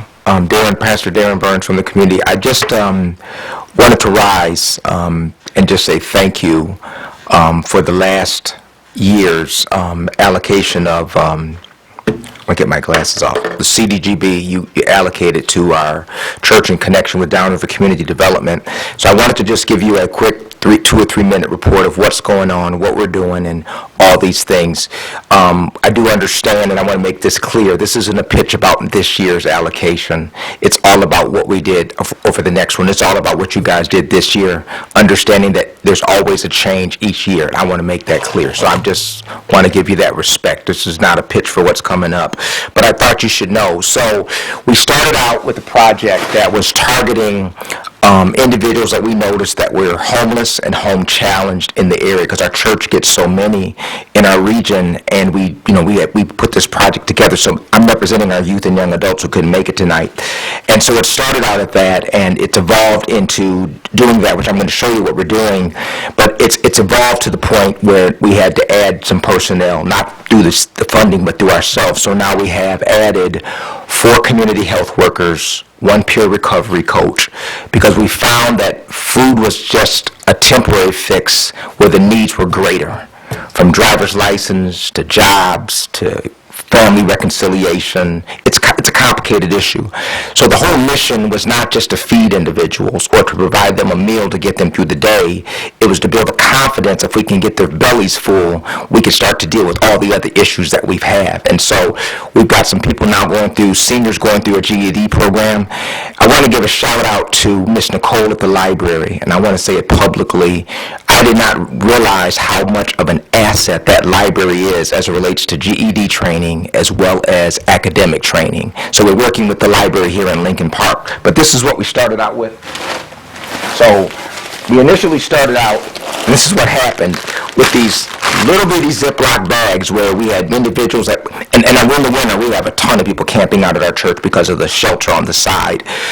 They don't cause any trouble. We started out with this, and what happened was we started to say people didn't have a bag to put things in, and then they'd come back for refillables and things like that. So we started to say, because of the education need, and one of the young men particularly, I won't call any names, but we got him to Michigan Works, and now he's enrolled, and hopefully we can do some other things with him.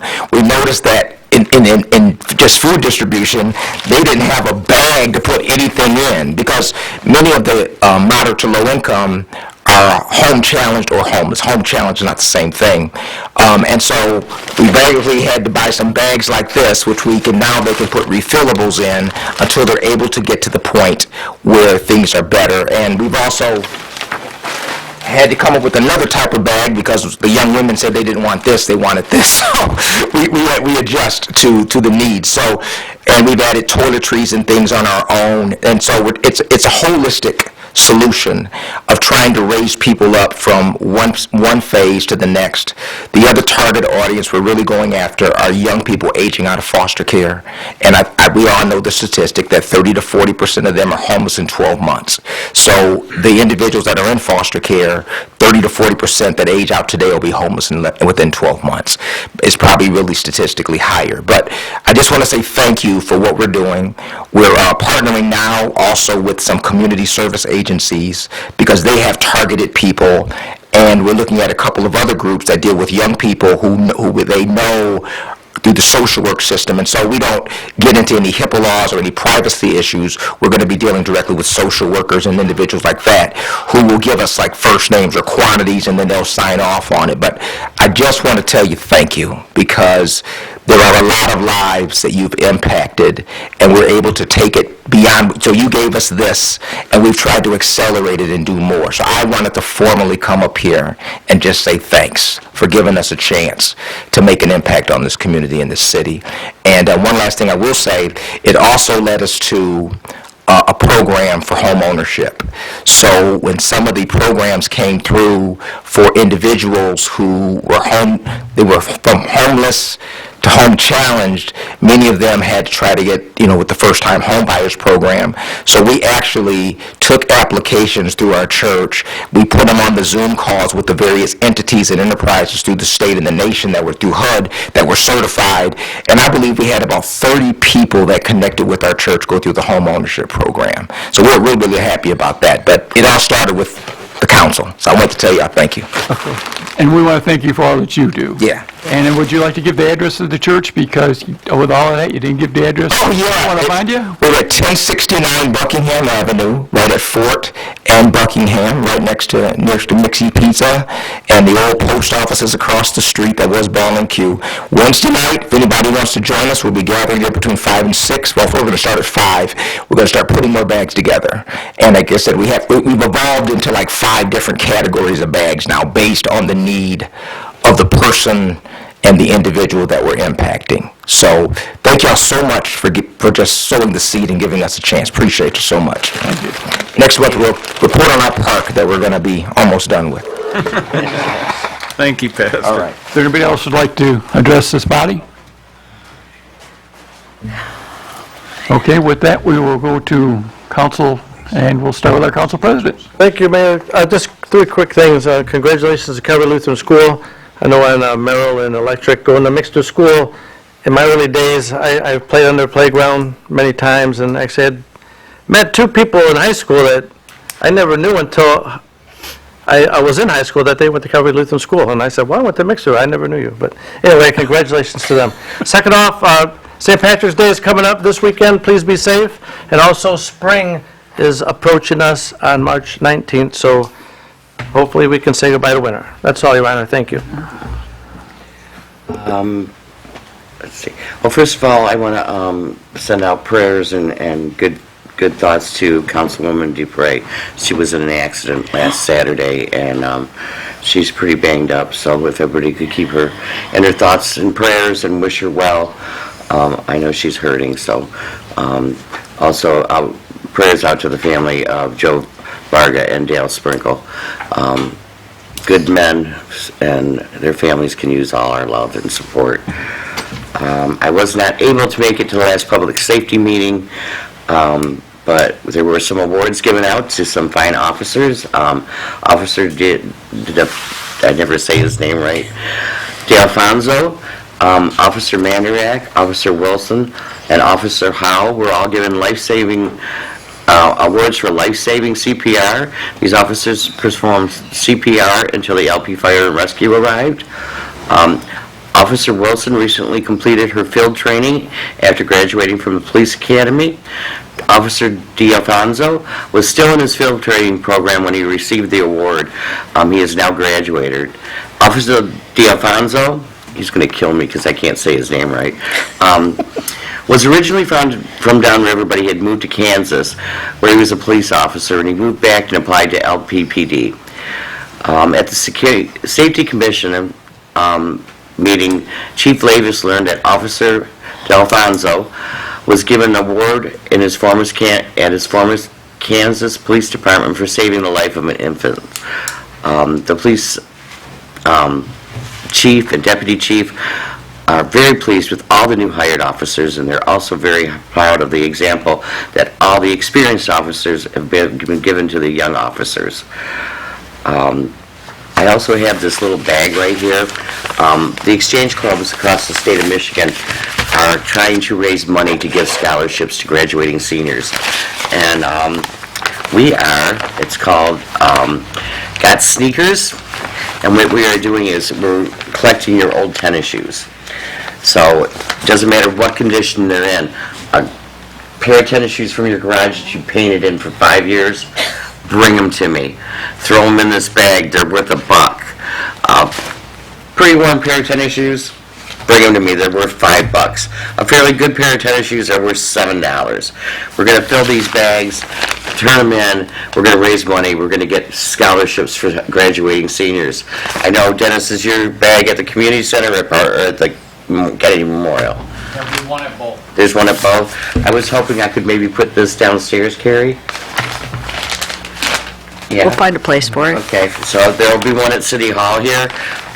This is a really, really good program, and it's happening throughout the state, and we can really help a lot of kids out that might not be able to get a chance to get a scholarship. go to school. So if you see a bag like this, and you guys, everybody's got a nasty pair of tennis shoes someplace. So don't throw them out. If they can't sell them, they recycle them. So it's a good way to get rid of your stuff. Spring's coming, everybody's going to clean stuff out. So if you can, please, and you see a bag like this someplace, just tie the shoes together, wrap lace around, and throw them in a bag. And with that, everybody be safe. It's starting to get warm out. Kids are everywhere. Watch where they're at, running around. Watch out for people in cars because the first week of spring, everybody drives like maniacs. And just be safe and enjoy the warm weather coming. Thank you and God bless. Thank you. Thank you. That's a great idea, Maureen. It is. I love that. We have to think out of the box, right? Get the landfill. So, I want to start with the museum. And I have a flyer, but I'm not sure that it's completed. So I'm afraid to show it. Jeff told me that he sent me a new one, but I haven't compared them, so I'm not sure. When I get home, I'll look at it, and I will send you guys the updated one, so you'll have all the information, and you guys can put it on your Facebook pages and just help us with the annual fundraising effort there at the Historical Society's annual dinner.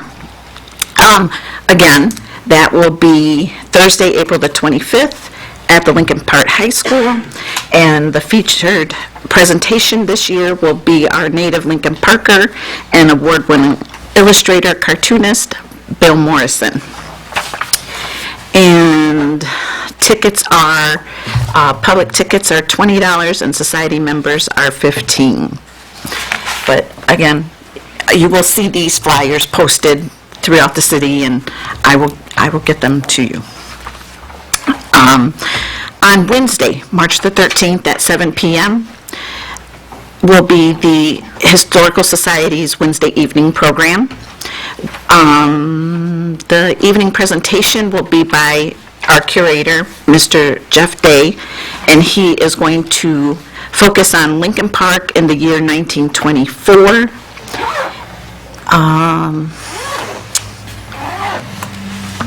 It says it was a period of huge growth that found the young community racing toward a vote for cityhood in early 1925. Let's see.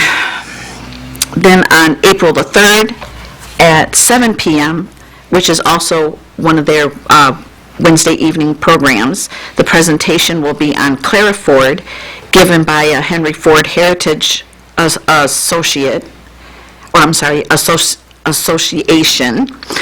and it is a rare opportunity to learn more about this fascinating lady who did more than stand by the side of her husband. Let's see, the final program of the Wednesday evening programs will be Wednesday, May 8th at 7 p.m. when local author Karen Risco offers a program on The Journey to Midnight, which tells the story of the Underground Railroad in Detroit. It says this presentation is an indoor video version of Karen's walking tour, a part of her city tours of Detroit. And one other thing that I want to mention and keep, so that you guys have this information too when you hand out or pass along the flyer for the annual dinner, is remember that admission to the museum is always free. And that's because the money that they raise at this annual dinner funds their operations for the whole year. So their programming, all their events except for the annual dinner is free. It's free. So, one other thing, Saturday, March the 16th from 10 to 3, St. Michael's will be hosting their annual spring craft fair and bake sale. So, that's it. Jason? Hi. I did attend the Library Commission meeting last week as their liaison, and I can say they are very, very happy upon the completion of the new roof that they just got. I know there was some weather delays, and it took a bit longer than what everyone was planning on, but it is now finished. The library is back up and running. It's being very, very utilized, as some people have already mentioned tonight. They are in the early stages of planning for their annual spring book sale that'll be coming up in a couple of months. And that's all I really have. So, thank you and good night. Thank you. Mr. Zor? Yep, I'd like to say that I attended the CPR AED training next door to the library at the Neighborhood Watch Building. It was put on by firefighter Melissa Jensen of our Lincoln Park Fire Department. Did a wonderful job. Really enjoyed learning, educating myself. Don't know if I can pull it off, but I have the knowledge. My condolences for Chief Vago.